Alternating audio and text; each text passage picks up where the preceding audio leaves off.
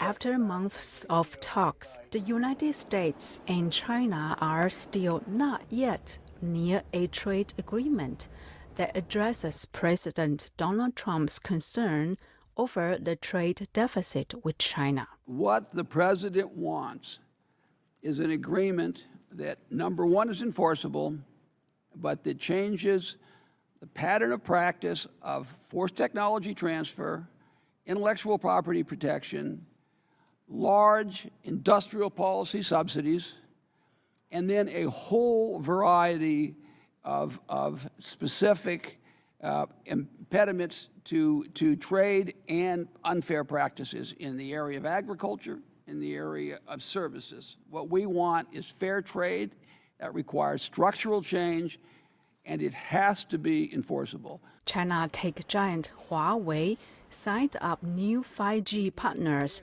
at an international wireless conference this week, but American lawmakers remain highly skeptical of the company's government links and pattern of stealing commercial secrets. I think the U.S. has to be very serious about intellectual property theft, about security, cybersecurity issues, and Huawei has cheated over time.